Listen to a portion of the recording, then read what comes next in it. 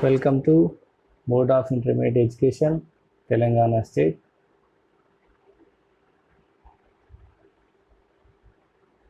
Tourism and Hospitality Management, T&HM, second year. Paper 2, Travel Agency and Tour Operations. I would like to explain Introduction to Travel Agency, the Unit 1, prepared by it's me, J. Ashok, Junior Lecturer in Tourism and Hospitality Management, Government Junior College, Vemlavada, Rajanna Sirsilla District.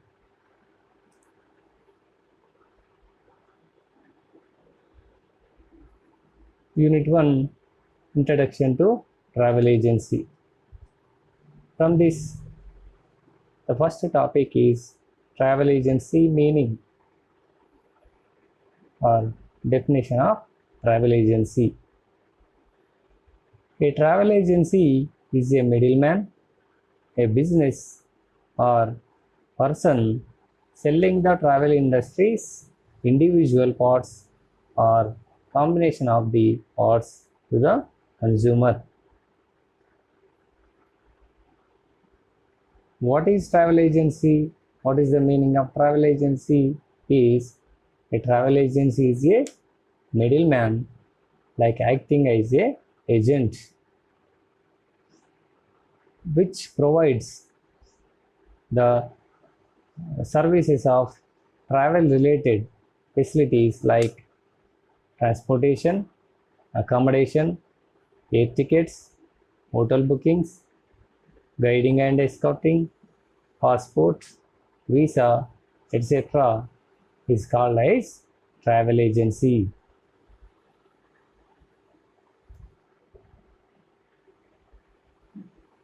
ఇక్కడ మనం ముందుగా మొదటి unit అయినటువంటి introduction to travel agency గురించి ఇప్పుడు చర్చించుకుంటున్నాం. అందులో భాగంగా travel agency అర్థం ఏంటి లేదా ట్రావెల్ ఏజెన్సీ యొక్క నిర్వచనం ఏంటో చూద్దాం. ట్రావెల్ ఏజెన్సీ అనేది ఒక మధ్యవర్తిత్వ సంస్థ. ఎవరికి మధ్యవర్తిత్వ అంటే పర్యాటకుడికి మరియు ఆ పర్యాటకునికి కావలసిన పర్యాటక సంబంధిత సేవలు సౌకర్యాలను అందించే సంస్థల మధ్యవర్తిగా పనిచేసే సంస్థనే ట్రావెల్ ఏజెన్సీగా చెప్పుకుంటాం. మరి ఇది ఇక్కడ పర్యాటకునికి లేదా వినియోగదారునికి ట్రావెల్ పరిశ్రమ యొక్క వ్యక్తిగత భాగాలను లేదా మిశ్రమ భాగాలను విక్రయించే వ్యాపార సంస్థను ట్రావెల్ ఏజెన్సీ అంటారు. ఇక్కడ జనరల్గా చెప్పుకుంటే ట్రావెల్ ఏజెన్సీ అనేది ఒక మధ్యవర్తిత్వ సంస్థ.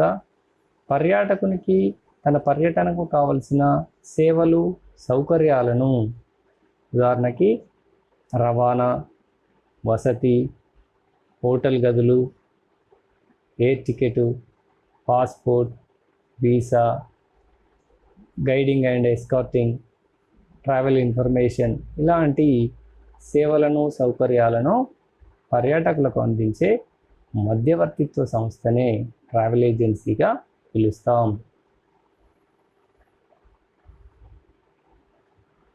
Move on to famous travel agencies in India. SOTC Tours and Travels, Thomas Cook India Private Limited, Southern Tours and Travels Private Limited, CSR Tours and Travels, Koni Travels, Rao's Tours and Travels, Kesari Travels, Cox and Kings Travels, etc. Here the images are showing about the logos of these famous travel agencies in India. First one, Southern Travels Private Limited, and second one, Kesari Travels.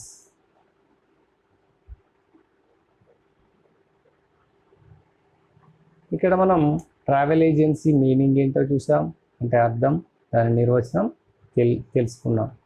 అదేవిధంగా ఇలాంటి travel ఏజెన్సీలు మన భారతదేశంలో స్వాతంత్రం వచ్చిన నాటి నుండి ఎన్నో ట్రావెల్ ఏజెన్సీలు దేశ విదేశీ పర్యాటకులకు కావాల్సిన సేవలను సౌకర్యాలను కల్పిస్తూ పర్యాటక రంగ అభివృద్ధిలో మరియు ప్రమోట్ చేయడంలో కీలక పాత్ర పోషిస్తున్నాయి. మరి అలాంటి ట్రావెల్ ఏజెన్సీలు మన దేశంలో ఏమేమి ఉన్నాయో ప్రముఖమైనవి ఇక్కడ చూద్దాం. SOTC tours and travels, Thomas Cook India private limited, southern tours and travels private limited, CSR tours and travels, కోనీ travels, Rao's tours and travels, Kesari travels, Cox and Kings మొదలైనవి మన దేశంలో పనిచేస్తున్నటువంటి ప్రముఖ ట్రావెల్ ఏజెన్సీలు. ఇక్కడ మనం చూడొచ్చు కాక్స్ అండ్ కింగ్స్కి సంబంధించినటువంటి లోగో, అదేవిధంగా సిఎస్ఆర్ ట్రావెల్స్కి సంబంధించినటువంటి ఆ కంపెనీ లోగోలను మనం ఇక్కడ చూడొచ్చు. Next move on to the role of travel agency. What is the role? What is the key role of these travel agencies in the promotion and development of tourism in our India? That is points given below. First, A, inbound tourism.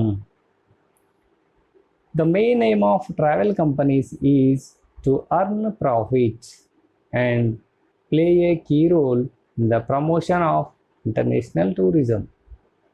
First one, what? Inbound tourism. What is inbound tourism?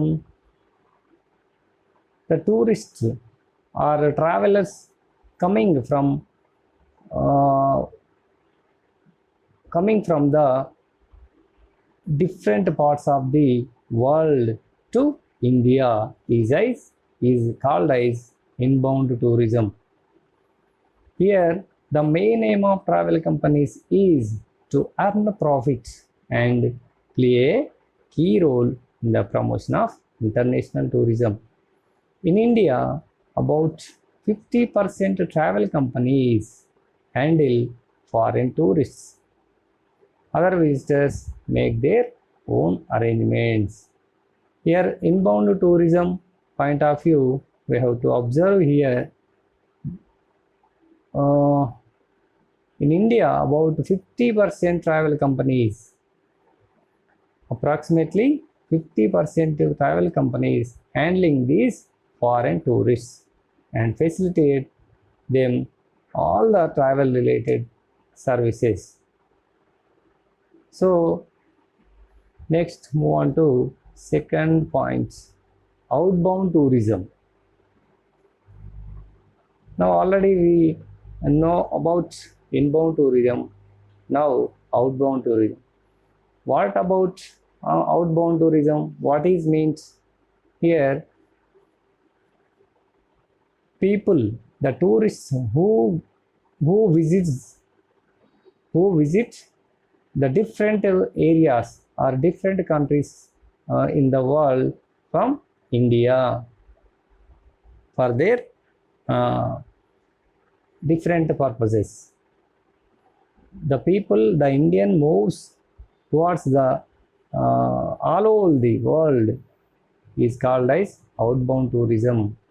Nowadays, outbound tourist traffic is growing rapidly at the rate of 10%. This indicates that India is the second largest country in outbound tourism. Europe, United Kingdom, that is England, United States of America, that is America, Australia, Egypt, Southeast Asia, Greece, and East Asia are the major outbound tourist destinations that Indians are visiting these famous tourist attractions in the world, such as Europe, England, America, Australia, Egypt, Southeast Asia, Greece, and East Asia. Here, they are visiting different purposes like education, health, sports, tourism, and visiting friends and relatives. Like so many activities are doing there. Southeast Asian countries like Thailand, Singapore, Malaysia, so on. These are very most popular destinations in the world. Next, move on to next point, domestic tourism. What is meant by domestic tourism? Means the Indians visits in India in different parts of India is called as domestic tourism. The Indians moves to different areas or different states in our India is called as domestic tourism. The Indian travel companies has offered and continues to formulate flexible and economical packages to popular holiday destinations like Golden Triangle, that is Delhi, Agra, and Jaipur. Not only this Golden Triangle, Goa, Shimla, Kulu Manali, Darjeeling, Bangalore, Hyderabad, Mysore, Ooty, Jammu and Kashmir, Lakshadweep, etc. are attracting more and more domestic tourists with their uh, potential tourism facilities. Not only these mentioned here, but also so many natural and man-made historical heritage and cultural centers are famous in our India. Konark Sun Temple, Puri Jagannath Temple, Puri Beach, and Khajuraho Temple, Brihadishwara Temple in Tanjavur, Tamil Nadu. Like so many pilgrimage centers are very popular in religious tourism. Next, here an image showing about our popular tourist attractions in India, such as Qutub Minar, Red Fort, Lotus Temple, Taj Mahal, like this. Next point, employment generation. In India, there is no other sectors in our country's economy has generated huge employment opportunities like this travel and tourism industry. WTTC forecasts that during the next decade, more than 10 million jobs will be created by this industry over the world economy. Like our India, it has most population, the second largest population in the world after China. So, our India is facing the unemployment problem because of its large population. So, no other sectors are providing such more and more employment opportunities like this tourism and travel industry. Most of the youth are choosing this travel and hospitality industry are their employment source. Already WTTC, a international agency, has told that our forecast that during the next decade more than 10 million jobs will be created by this industry for the world economy. Next, move on to the next point, earning of foreign currency. What is foreign currency? Here, foreign currency is nothing but a currency of the foreign countries. This is a vital contribution of travel companies towards the national economy. It is a major factor on India balance of payments. So, the government of India has taken various steps to maximize the tourist receipts. Here, which country having more and more foreign currency, it will be developed rapidly and also called as developed country. So, our India is contributing this foreign currency easily by this travel and hospitality industry over the world. This is a major factor in balance of payments.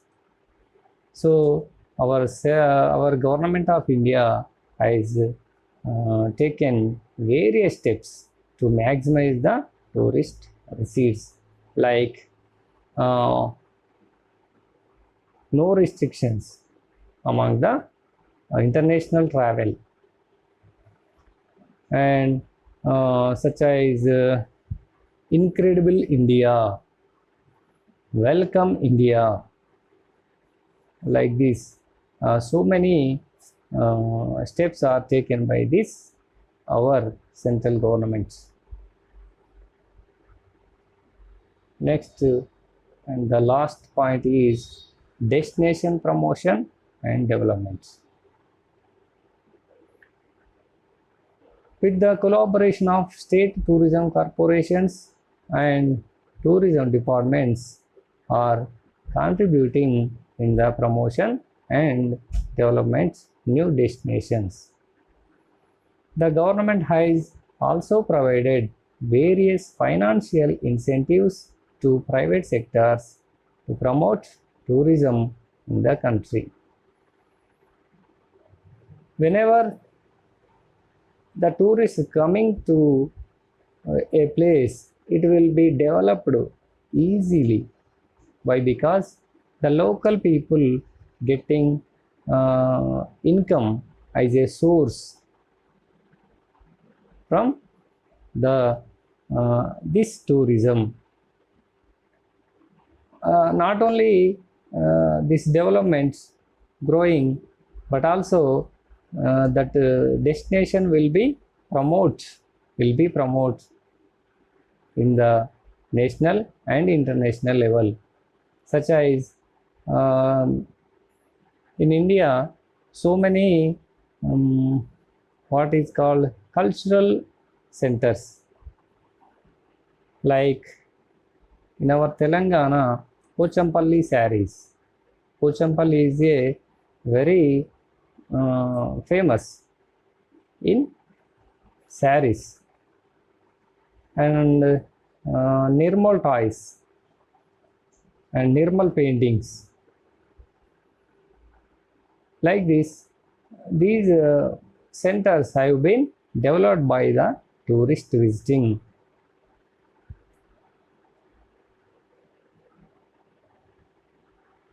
ఇక్కడ మనం ఇందాక travel agency అంటే ఏంటో అర్థం తెలుసుకున్నాం, దాని నిర్వచనం ఏంటో తెలుసుకున్నాం.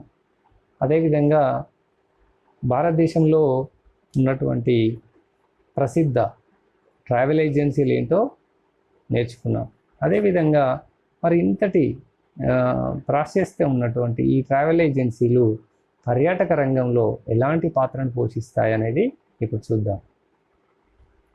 ఇందులో ముఖ్యంగా దేశ విదేశాల నుండి వచ్చే అంతర్జాతీయ పర్యాటకులకు మరియు మన దేశ పర్యాటకులకు వారికి కావలసినటువంటి సేవలను సౌకర్యాలను కల్పిస్తూ భారతదేశ పర్యాటక రంగాన్ని అంతర్జాతీయ స్థాయిలో ప్రమోట్ చేయడంలో ఈ ట్రావెల్ ఏజెన్సీల పాత్ర అనేది చాలా కీలకమైనది.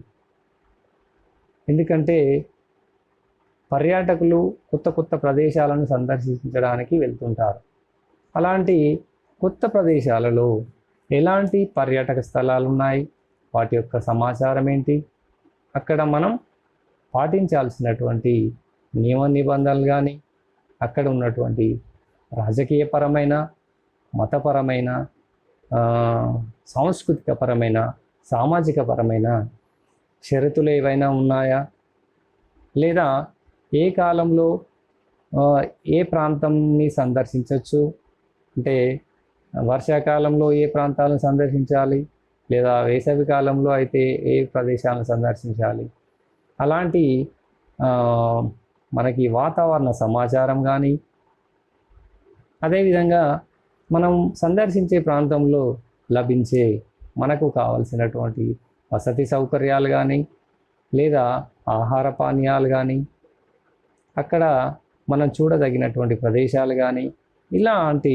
అనేక సమాచారాన్ని మనకు ముందస్తుగానే అందిస్తూ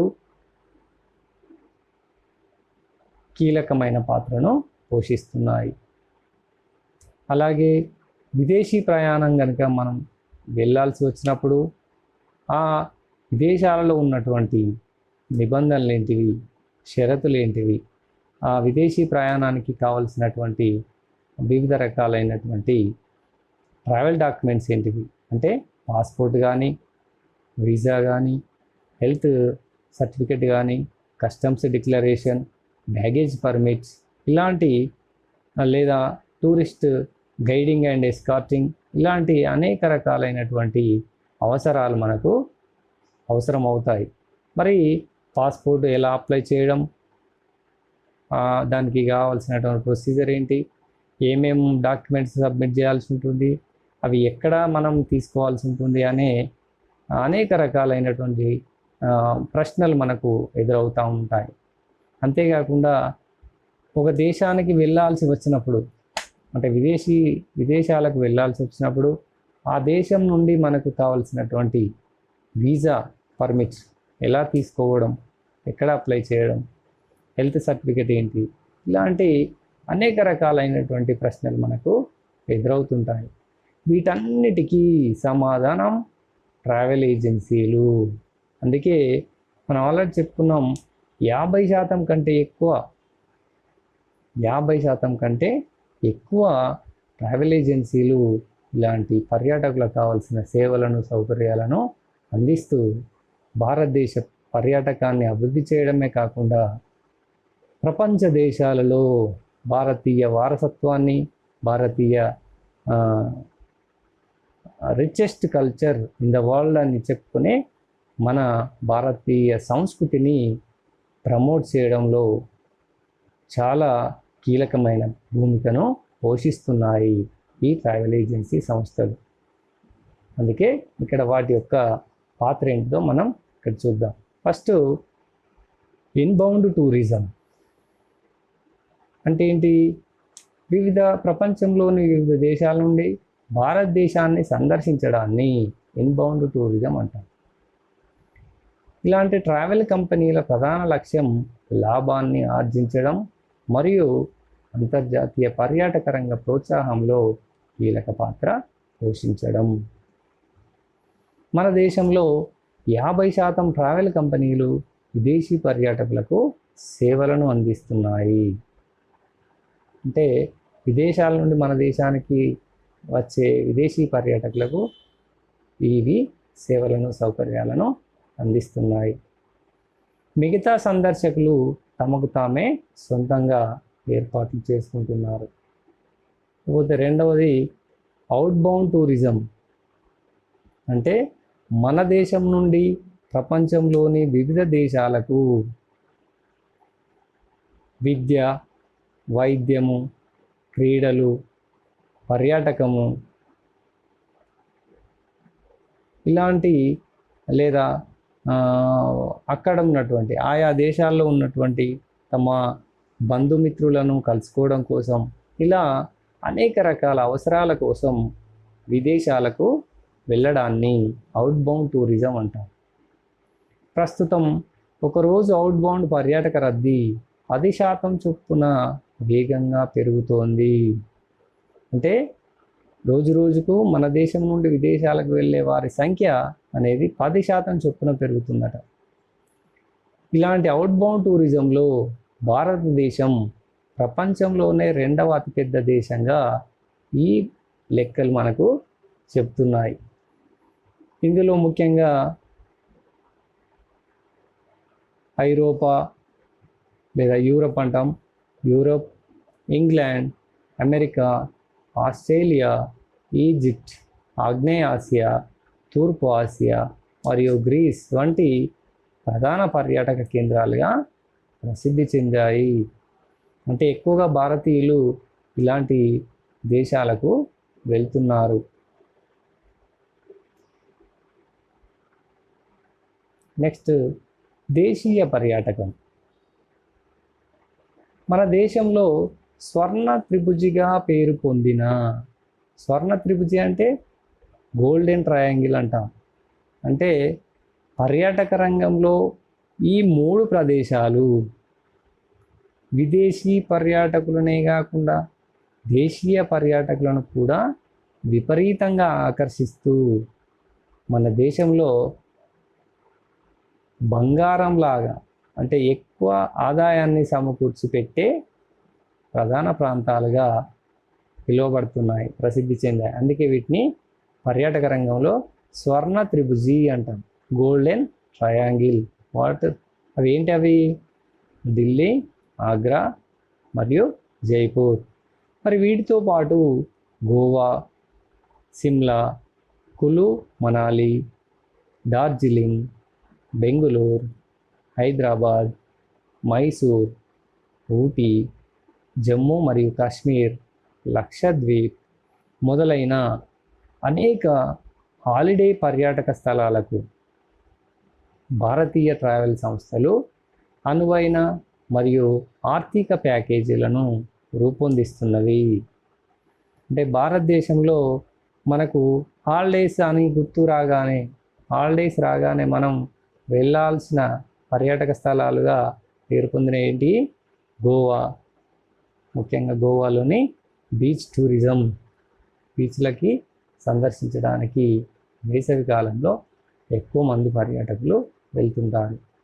అలాగే సిమ్లా, కులు మనాలి, డార్జిలింగ్, ఊటీ ఇవన్నీ కూడా వేసవి విడిది ప్రాంతాలు. అంటే సమ్మర్ రాగానే మనకు గుర్తొచ్చే ప్రదేశాలే ఇవన్నీ కూడా. మరి ఈ సంవత్సరం పాటు బెంగుళూరు, హైదరాబాదు, మైసూరు, జమ్మూ మరియు కాశ్మీరు, లక్షద్వీపు ఇలాంటి అనేక పర్యాటక స్థలాలు మనం సందర్శించడానికి ఎంతగానో అనువైనవి. ఇక్కడ మనం చూడవచ్చు విదేశీయులు, ఈ పిక్చర్లో విదేశీయులు మన దేశానికి ఏ ఏ పర్యాటక స్థలాలకు వస్తున్నారో చూడవచ్చు. లోటస్ టెంపుల్ ఢిల్లీలో ఉంది. ఇక్కడ పక్కకు గేట్వే ఆఫ్ ఇండియా ముంబైలో ఉంది. ఇక్కడ కింద గోవా బీచ్, ట్రైన్లో విమానాలలో వారు రావడాన్ని మనం గమనించవచ్చు. నెక్స్ట్ ఉపాధి కల్పన అంటే ఏంటిది? ఉపాధి అవకాశాలు కల్పించడం. మన దేశ ఆర్థిక వ్యవస్థలో ట్రావెల్ మరియు పర్యాటక పరిశ్రమ వంటి భారీ ఉపాధి అవకాశాలను సృష్టించే ఇతర రంగాలు ఏవి భారతదేశంలో లేవు. అంటే ఏంది? మన దేశం లాంటి అత్యధిక జనాభా కలిగినటువంటి దేశాలలో ప్రధాన సమస్య నిరుద్యోగ సమస్య. అలాంటి నిరుద్యోగులకు ఉద్యోగ అవకాశాలను ఎక్కువ సంఖ్యలో, వేలు లక్షల సంఖ్యలో ప్రత్యక్షంగానో లేదా పరోక్షంగానో కల్పించే ఏ రంగాలు ఏవి కూడా ఇంత మొత్తంలో వేరే ఏవీ లేవు. అవే మన ట్రావెల్ మరియు పర్యాటక పరిశ్రమ అనేది చెప్పవచ్చు.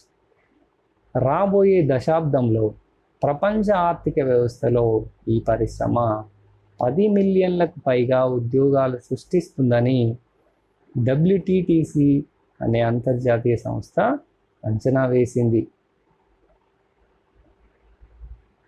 నెక్స్ట్ చివరిది విదేశీ కరెన్సీ సంపాదించడం అంటే ఏంది? విదేశీ కరెన్సీ అంటే విదేశాల నుంచి పర్యాటకులు వస్తే మనం ఆ దేశాల కరెన్సీ మనం సంపాదించడం, లేదా ఎగుమతులు మన దేశంలో తయారైన ఉత్పత్తి అయిన వస్తువులను ఎగుమతి చేయడం ద్వారా కూడా విదేశీ కరెన్సీని సంపాదించవచ్చు. అంటే భారతదేశానికి ఉన్నటువంటి ఆప్షన్స్ ఏంటివి అంటే మరి ఇందులో చూస్తే ఎగుమతులలో చాలా తక్కువగా ఉంటాయి, మనం దిగుమతి చేసుకునేవి ఎక్కువగా ఉంటాయి. కాబట్టి ఆ పరంగా ఏమాత్రం విదేశీ కరెన్సీ ఎక్కువగా రాదు. మరి ముఖ్యంగా వచ్చేది ఎక్కడి నుండి అంటే ఈ ట్రావెల్ అండ్ టూరిజం ఇండస్ట్రీ నుండి. జాతీయ ఆర్థిక వ్యవస్థలో ఈ విదేశీ కరెన్సీ సంపాదన అనేది ట్రావెల్ సంస్థల కీలక సహకారం అని చెప్పవచ్చు. భారతదేశ చెల్లింపులను సమతౌల్యం చేయడంలో ఇది ఒక ప్రధాన అంశంగా మనం చెప్పవచ్చు. కాబట్టి పర్యాటక ఆదాయాన్ని పెంచడానికి భారత ప్రభుత్వం వివిధ చర్యలను తీసుకుంటున్నది. అంటే ఇక్కడ భారతదేశానికి చెల్లింపులు అనేటివి పేమెంట్స్ ఉన్నాయి. అంటే సంక్షేమ రంగం కావచ్చు, లేదా వ్యవసాయ రంగం కావచ్చు, పారిశ్రామిక రంగం కావచ్చు, ఇలా అనేక రంగాలకు మన దగ్గర ఉన్నటువంటి జాతీయ ఆదాయాన్ని పేమెంట్ చేయడానికి అనేక సమస్యలు వస్తూ ఉంటాయి. అంటే లోడ్ బడ్జెట్ అనే సమస్య వస్తుంది. అలాంటి లోటును తీర్చడానికి ఉన్నటువంటి ఏకైక వనరు ఏంటంటే టూరిజం ఇండస్ట్రీ. ఎలా అంటే టూరిజం పరంగానే విదేశీయులు ఎక్కువ మంది భారతదేశానికి రావడం వల్ల విదేశీ కరెన్సీ అనేది సంపాదించి పెట్టబడుతుంది. ఆ విదేశీ కరెన్సీ వల్ల ఇక్కడ వచ్చినటువంటి లోటు బడ్జెట్ను మనం పూడ్చడానికి కొంతమేరకు తగ్గించడానికి ఇది చాలా దోహదపడుతుందని ఎక్స్పర్ట్స్ చెప్తున్నారు. ఇకపోతే ప్రాంతీయ ప్రోత్సాహము మరియు అభివృద్ధి. రాష్ట్ర పర్యాటక సంస్థలు మరియు పర్యాటక శాఖల సహకారంతో ప్రమోషన్ మరియు అభివృద్ధికి కొత్త గమ్యస్థానాలు దోహదం చేస్తున్నాయి. ప్రభుత్వం దేశంలో పర్యాటక రంగాన్ని ప్రోత్సహించడానికి ప్రైవేట్ రంగాలకు వివిధ ఆర్థిక ప్రోత్సాహకాలను కూడా అందిస్తుంది. మనం ఇక్కడ చూస్తే ప్రాంతీయ అభివృద్ధి అని చూస్తే ఏంటి, మన దేశంలో వివిధ రాష్ట్ర పర్యాటక సంస్థలు ఉన్నాయి, పర్యాటక శాఖలు ఉన్నాయి. వీటి సహకారంతో ఈ ప్రాంతీయ అభివృద్ధికి మరియు ప్రాంతాలను ప్రమోట్ చేయడానికి ఇలాంటి కొత్త పర్యాటక స్థలాలు దోహదం చేస్తున్నాయి. అందుకే ఈ పర్యాటక స్థలాలను కొత్త వాటిని డెవలప్ చేయాలంటే గవర్నమెంట్ దగ్గర అంటే ప్రభుత్వం దగ్గర నిధులు లేకపోవడం వల్ల ప్రైవేట్ రంగాలకు అవకాశాలు ఇవ్వడమే కాదు, వారికి ఇన్సెంటివ్స్ని కూడా ఇస్తున్నది. రాయితీలను ప్రకటిస్తే ఎక్కువ పెట్టుబడులు రావడానికి అవకాశం ఉంటుంది. తద్వారా ఆ ప్రాంతీయ అభివృద్ధి అనేది జరుగుతుంది. ఇది so this is the subject regarding this topic. So now assignment or short questions carries 2 marks. Define travel agency.